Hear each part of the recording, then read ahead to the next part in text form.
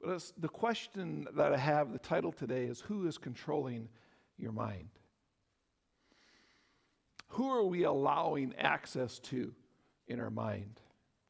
This time of year that we are living in society, college football is coming to a close. I think it's Monday night, the championship game. NFL football is headed to the playoffs in just a week or two. And so everywhere you look, there's a lot of talk about how can we win a game, or what's going to happen. Who's the great analysts out there, they talk about who's going to win this game, or coaches are going to talk about it, and players in their interviews. And oftentimes the answer comes across this way many times: whoever wins the battle at the line of scrimmage will win the game. In other words, whoever's offense or defensive line controls the other the most is going to get the best opportunity for their team to win. Is the offense going to give room for the running back to make the runs they need to make, or the time for the quarterback to step back and hit that receiver downfield? Is the defense going to be collapse the holes and collapse the pocket that the quarterback is in, the protection, and cause them to hurry a pass, or whatever it is may happen? It's the battle of the scrimmage line. Friends, today I want to challenge you with this thought. Our minds are the scrimmage line of our lives. And whoever is controlling that line, that mind, that scrimmage line in our minds, has control over our lives. Controls what I think, controls what I do, controls where I go. The Apostle Paul wrote it very plainly, and I would almost say bluntly, in the book of 2 Corinthians in chapter 10. 2 Corinthians chapter 10, verses 3 through 5 says this: "For though we walk in the flesh, we walk humanly. We do not war according to this human flesh. For the weapons of our warfare are not carnal, but mighty in God for pulling down strongholds, casting down arguments and every high thing that exalts itself against the knowledge of God, bringing every thought into captivity to the obedience of Christ." As we listen to Paul's words here, we see words of war, weapons, fight, stronghold. Very descriptive words for us to understand the world today. As you close your eyes, we take ourselves not only from the physical battle, but to the real battles of this world that we have today. And you can almost feel bombs bursting, cries of despair, smoke and the smell of war all around us. But we have to understand here what Paul is talking about here is that there is a battle that starts at the very moment that you and I have begun to think on this earth. Now, we as parents, when we have young kids, we try to teach them at a very young age to think on their own, to make up their own mind. We try to give them the tools to make the right decisions, the right choices in their life. We encourage them as they get older not to follow the crowd, but be willing to stand up for what is right in their life and to make that decision, that choice. Be your own person.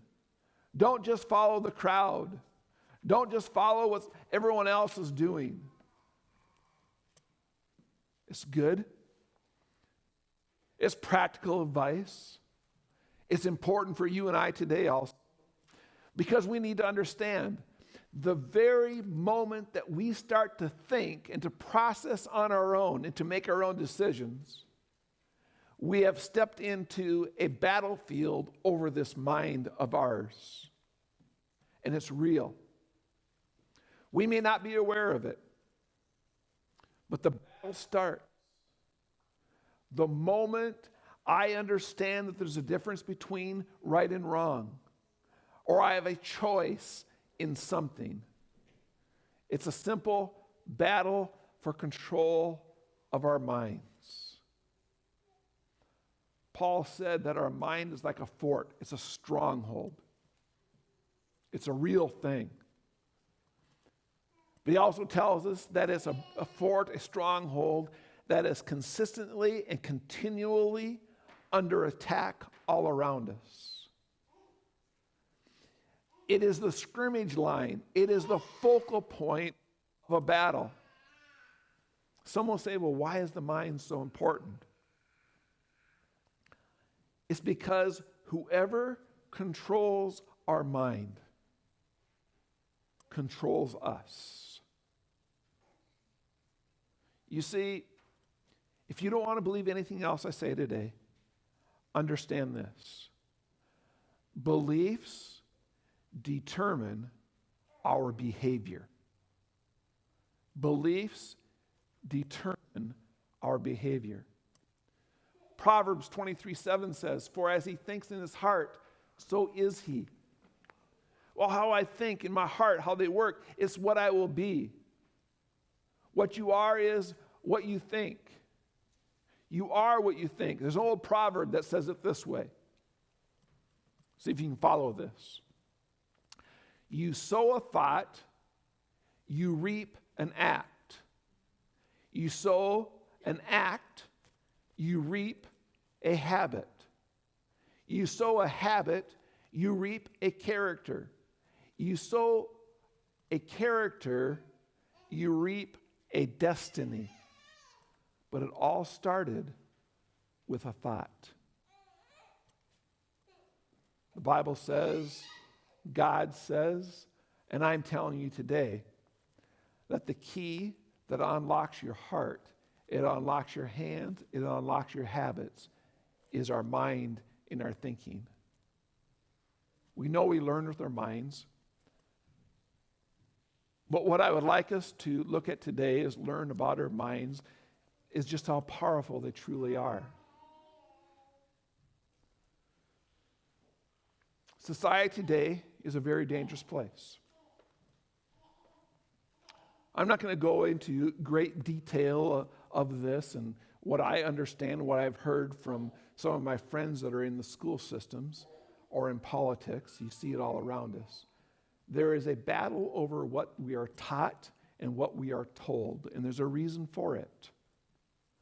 I'm not going to say it's false news, but we've heard that around a lot for the last several years. Misinformation, we've heard that a lot for years. We've heard that if you have not heard, there is a battle in society in our schools today that teachers and counselors can tell our kids whatever they want, and you as a parent don't have a right to know what they're telling your children. And what they're trying to tell your children is not biblical at all. It is all an attempt to control our minds. Do you understand that? From our schools at the very youngest of age to us as adults in society today, we are being only fed by society, by news, by our politicians or whoever it is, only what they want you to know and only the direction they want you to know it by. They want to think for you and you just accept what they say. Throughout our school systems, from the very smallest to the universities, it is done this way. And that's why it is so vitally important that we as Christians understand Christian biblical values and have them imparted within our hearts and within our minds in society today. Every day, these institutions, the news that we watch, all deal with the most precious commodity that you and I have, our minds. Several years ago, when COVID first started, there was a patient that had unexplainable pains and anxiety and struggles in their life. Doctor after doctor they went to try to figure out what was going wrong. And finally they came to one doctor and they were trying to go through this, and he was asking questions and what's going on and what's your lifestyle, everything that was there. And he finally sat down and said, look, I want to ask you to do one thing for me for 2 weeks and then come back and visit with me. Would you do that? And they said, sure. He simply said, I want you to turn the news off. Don't watch the news for 2 weeks. This was at the start of COVID. 2 weeks later, the patient came back to the doctor, no pains or anxiety in their life, greatly reduced.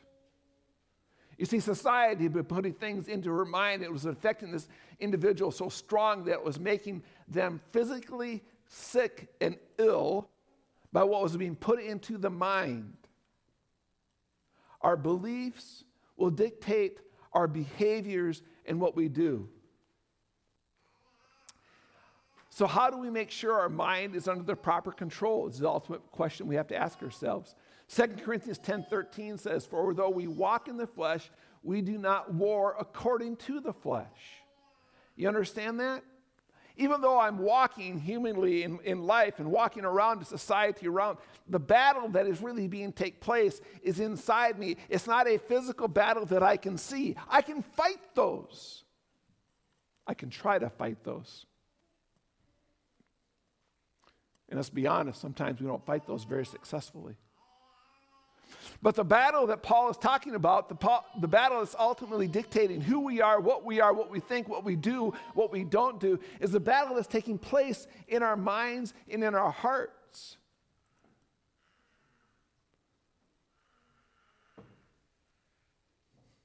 It's a war. Paul tells us it's happening all around us. I see it every day that there's a war going on right now. And we don't realize it because it's not the typical war that we see. It's not the typical physical war that we're accustomed to. It's not turning on the news and seeing pictures of the Ukraine and the Soviet Union in the war and the bombed out cities and the dead resulting from this war. We don't see it physically because it's a mental war. It's a war over the battle of our thinking and what we do.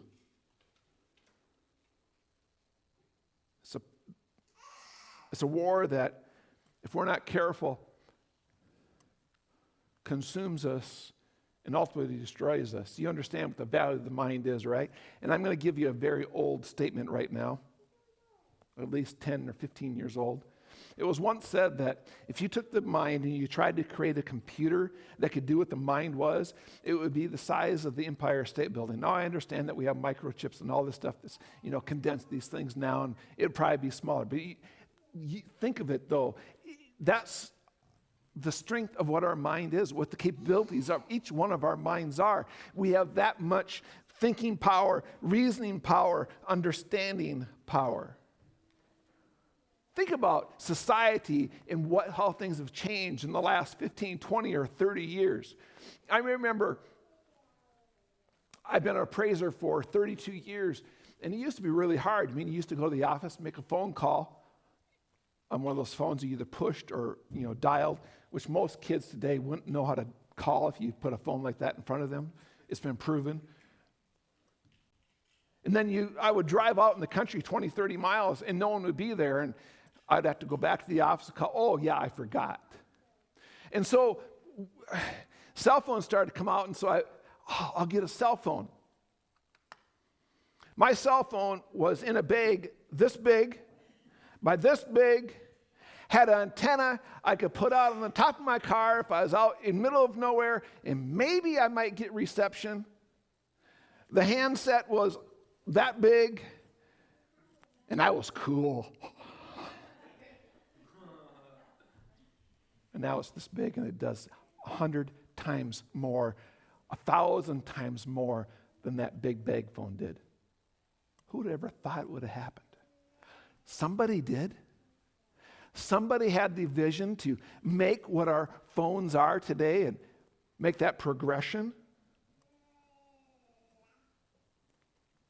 Now, we need to understand that as a follower of Christ, we need to tell God that we want Him to control our mind. Before you accepted Christ in your life, do you understand that the Bible tells us that your mind and body were held in enemy territory? Some of you are going to look at me and say, what in the world are you talking about? Colossians 1:21. And you who were once alienated and enemies in your mind by wicked works, yet now he has now reconciled. That means before we came to Christ, our minds, our bodies, our thinking, our processes were held in Satan's hands. There was not a side. We were just willing to go along with what was opposite. But here's what happens when we become a follower of Christ. Here's what happens when we become a follower of Christ if we allow him. Understand what I said? He doesn't automatically force himself upon us, force these things into us. We need to allow him and invite him in. If we allow him, Christ comes into our life in the person of the Holy Spirit. He then will take over our heart. He takes over our soul. He takes over our minds, if we allow him. But here's a trick. You can't allow him just once. We have to allow him every day. And may I say, sometimes multiple times a day. Multiple times a day. But see, there's only one problem. One problem that we have. The devil never takes no for an answer in the battle of our minds. For the rest of our lives, he sees our minds as held by enemy territory, and he wants to do anything he can do to overcome that enemy, Jesus Christ, in our life. He does not want to lose. One person. He wants to fight for every last one of us. That is why there is never a resting point in this battle of our lives. I hate the world terminology of 24/7, okay? I just dislike that saying 24/7. But when we're talking about the subject we're talking about today, it is a 24/7 battle. You and I cannot relax and give up one moment. Because the moment that we give up, the moment that we relax in this battle, Satan gains control. And he seeks it. We can't let our guard down. Friends,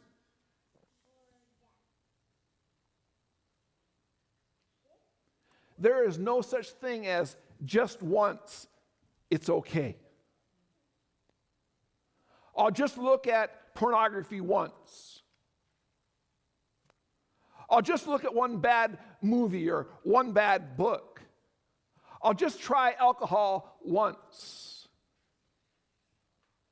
There's not just once in this battle. Just once is all Satan needs to have victory over you for the rest of your life. Because a seed becomes planted. And when a seed becomes planted, Satan knows is the best farmer in this world, and he knows how to cultivate it, how to fertilize it, and how to make it grow in your life. We can't let our guards down in this battle that we're talking about. That's why we need to understand in this battle, if a football is losing the line of scrimmage and the coach sees the problem, he calls a timeout, right?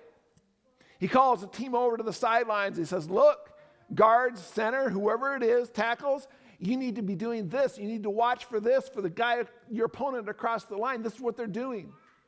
You and I, we don't have the privilege of calling a timeout in this battle of life. It is a continuous battle. The clock doesn't stop. It's ticking each and every time.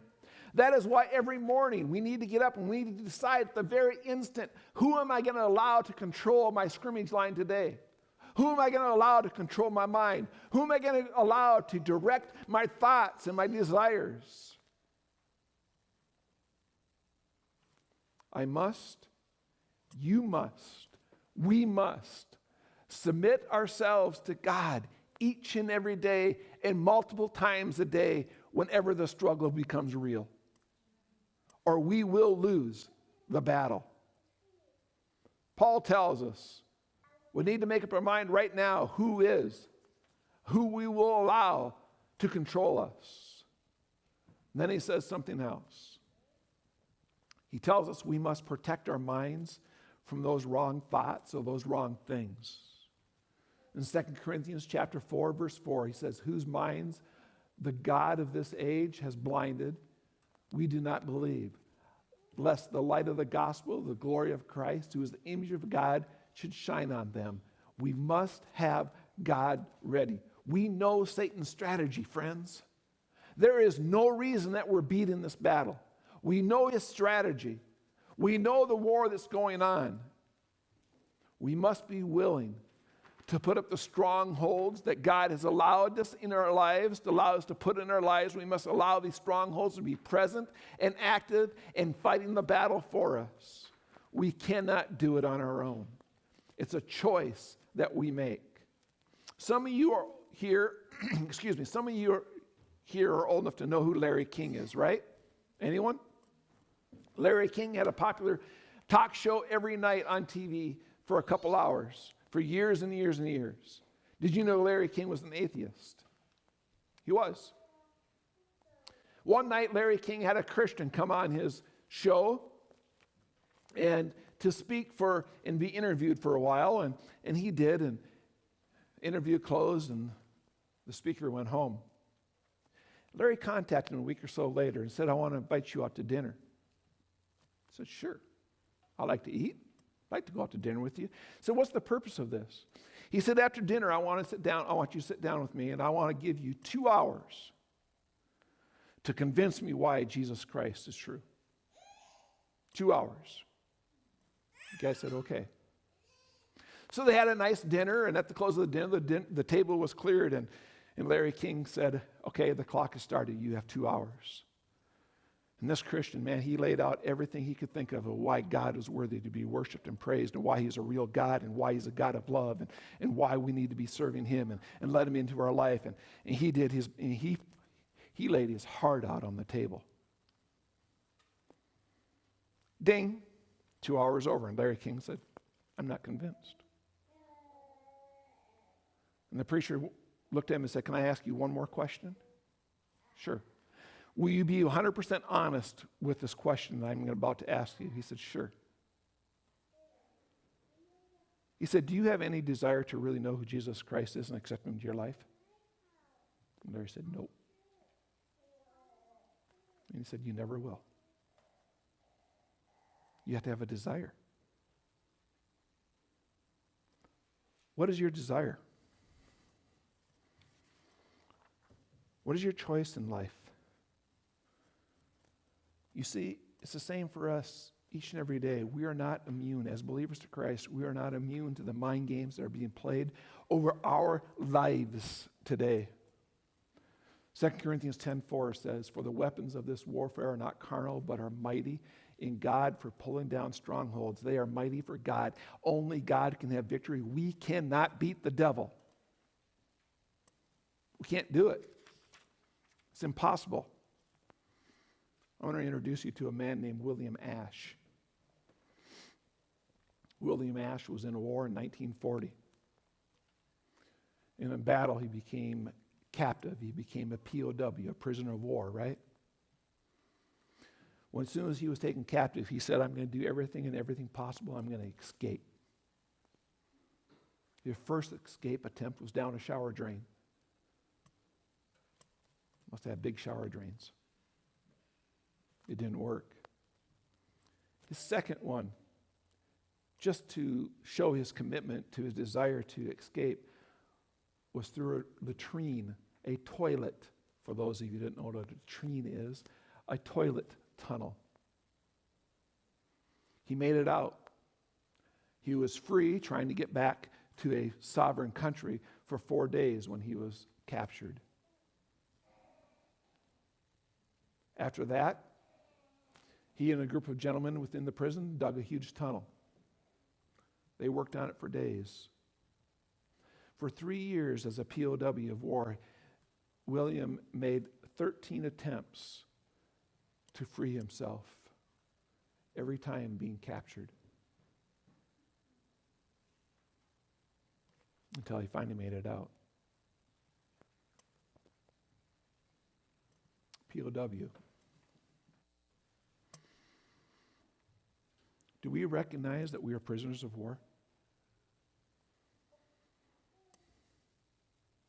Many of us have made 13, 14, or 15 attempts to escape the captor.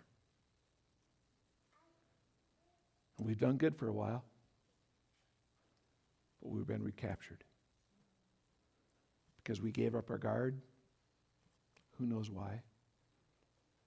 Some say it's too hard. Well, I'm sorry, friends. I don't think anything we do is as hard as crawling through the latrine tunnel trying to gain freedom again.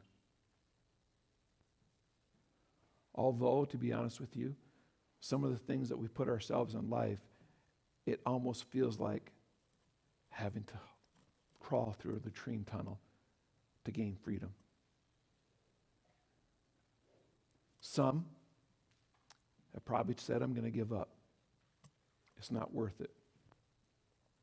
Why try anymore? I'm only going to give up.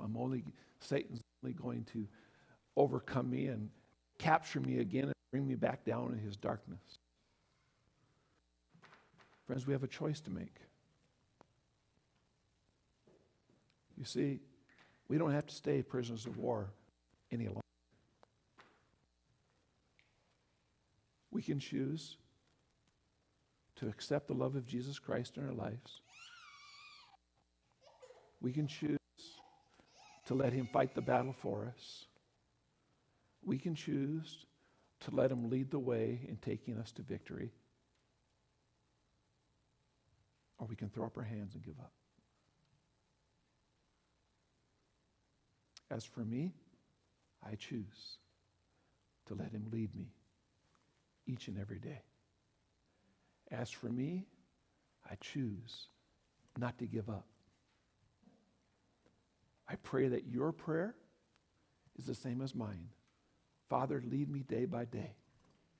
Help me each and every day along the way.